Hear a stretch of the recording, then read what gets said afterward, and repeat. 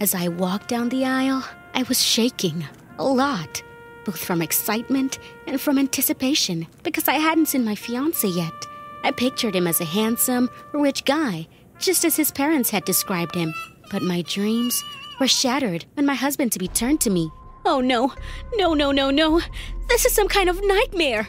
My fiancé is my worst enemy, who promised revenge on me for the high school graduation. I'm screwed. Hi everyone, my name's Leah, and I'm married. The only problem is, I've seen my fiancé at the altar for the first time. And if I'd seen him before, I would have rode away from the wedding on a horse, like Julia Roberts in Runaway Bride. Before that, I would have hired special people again to burn my fiancé's new car, because they already burned the old one. But about that later. Back to the worst day of my life. Nick was awfully unhappy when he saw me too. Well, at least I wouldn't be the only one suffering. And why did my parents decide to stick to old traditions? It's the 21st century, and our family is still against the bride and groom seeing each other before the wedding. It's supposed to be bad for family life, so marriage to my worst enemy would be great. When they told us to kiss, I immediately fainted. Not for real, of course, just to avoid kissing the jerk. Some of the guests freaked out, and someone wiped away the tears of joy because I fainted with supposedly universal happiness.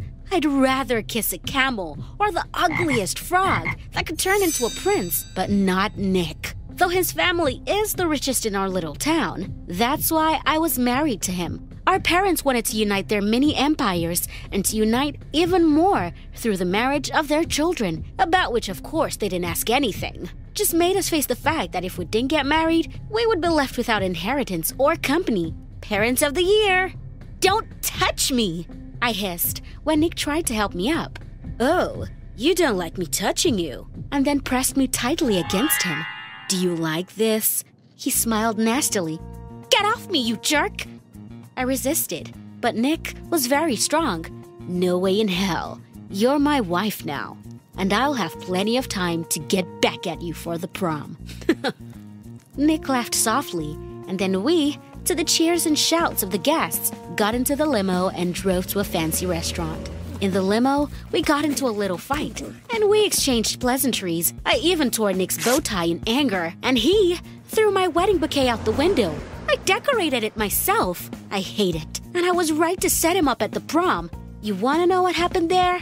I'll be happy to tell you all about it. Before the prom itself, Nick set me up too. In high school, I loved taking part in various plays, and finally, right before graduation, I got the lead role. It was my dream, but when I sat on the chair during the performance, there was the sound of my embarrassment. Nick put a cushion for me from the joke store. The audience started laughing. Nick was in the front row, filming the whole thing on his phone. At that moment, I wanted to burn with shame. And before I did, I wanted to strangle that jerk. Well, he'll regret what he did. I'll get him so hard, he'll never forget it. And right at the prom, Nick ran across the restaurant ballroom in his underwear. While he was changing in the toilet for the contest, I stole all of his clothes. But that wasn't all. When he ran into the street looking like that, he screamed so loud, my heart nearly jumped from joy. My men burned his car, along with his suits. It wasn't just his car that was on fire, but angry Nick himself. I just laughed and thought there was nothing the jerk could do, 'cause we'd already graduated high school, which means I'll never see his ugly face again in my life. But who'd have thought my parents would choose him as my fiancé? As we pulled up to the restaurant, we pretended to be happy, because our parents asked us to look happy for the reporters. I hope there's poison in your piece of cake, I said to Nick, and by force, I took his hand when they started filming us. I don't think so, because the cake was made by my cook. Nick kissed my cheek. My people are here too, and I wouldn't be so sure in your safety. As we sat down at the table, there was that sound again. Oh no, Nick put that stupid pillow under my butt again. Everyone laughed at me again, but I wasn't ashamed anymore. I just wanted to sob that my husband was such an idiot. I texted my security guard, and he put special candles in the cake. When Nick cut it, the cake flew up in the air and got my husband all dirty. Good thing I stood in the distance and filmed the embarrassment. Except I wasn't having any fun at all during the night. I was laying in my bedroom, sobbing with grief. Nick and I are contractually obligated to last a year. I don't know how I'm ever going to get along with him if the mere sight of him makes me nauseous.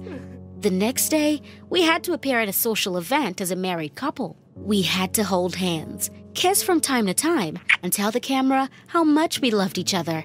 I hate you, Nick said when we finally got out of there. You had to ruin it for me again. Oh well, I just think I opened the champagne in your direction. You didn't get hit in the head that hard. You've got nothing to lose. It's empty anyway. Leah, you piss me off, but if we keep this up, we'll kill each other off in a year. We'll just live in separate rooms in the house and pretend at events and not bother each other. And just when I thought Nick was right, we drove past a giant banner with my embarrassing picture on it. Oh no, Nick had ordered a commercial for my pimple treatment and used my most embarrassing photo. And the whole town is going to see it. A nightmare. I hate you, you idiot! I screamed and started hitting him with my fists, which caused Nick to lose control of his car, and we crashed into a pole. This is because of you, you idiot! If it wasn't for that banner, everything would be fine. You ruined my car, again. You're the one who's driving, you dear. We argued for an hour. Then we went from words to deeds. We started rolling on the ground, grabbing each other's hair. Unbearable girl, Nick said. And then he kissed me, immobilizing me. And I was so freaked out by it. For some reason, I started to respond. Ugh, you're a disgusting kisser, he said, wiping his lips. Why'd you do that? To piss you off. In the end, an hour later, we were home and we went to our rooms. Except I couldn't get that kiss out of my head. I was up half the night thinking about it. Why did Nick kiss me? And why did I kiss him back? And worst of all, why did I like it? I've hated that jerk since I was a kid. The next day, we left for the island. Our parents bought us a little bungalow on the island for our honeymoon, which means I wouldn't even have a place to hide from Nick. And I'll have to see him all day long. But I tried to relax, sunbathing, swimming in the ocean, taking the jellyfish out of my swimsuit, freaked out. And then I had to take care of Nick. The guy got a fever. I brought him food, water, and medicine. And I was even a little worried about him. After all, he had suffered so much because of me. What if he doesn't recover and dies? Of course, there would be one less jerk on Earth, but I wouldn't want that to happen. You got me, Nick said with a faint smile when I brought him water. Seriously? Are you thinking about it right now? I'm thinking how lucky I am to have a wife. I didn't hear the usual sarcasm in his voice, and it made me kind of tense. Lucky? Yeah, you're crazy, I'm crazy, and together, we're a crazy couple. Who else could take us? I don't know why, but those words kind of touched me. True, this morning, Nick had already called me an idiot and claimed he had a fever and delirium and that he couldn't stand me and wanted a divorce. I was afraid to get back at him for saying that, so I just retreated to the beach. But I couldn't relax. Nick was still sick and laid alone in his bungalow. Well, I couldn't do this. I went back to my husband and offered him a truce. We watched stupid YouTube videos and we laughed a lot at them. And that's how we spent the rest of our honeymoon. And then we went back to the city.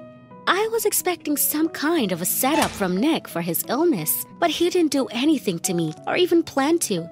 In fact, we started spending more time together and we ended up having so much in common. It's just that behind that wall of hatred, we never noticed those. And things seemed to be getting better until one of the events, this guy showed up who I was crazy about in 10th grade.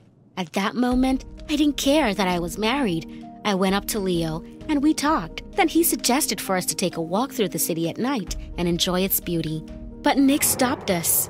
Fuck off, dude. She's my wife. You've got your peacock tail in front of her.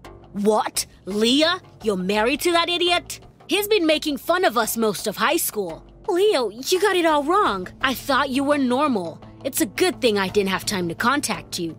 Leo left, and I went off on Nick, screaming about how much he pissed me off. And then I told the reporters our marriage was a scam. We only got married because of our parents.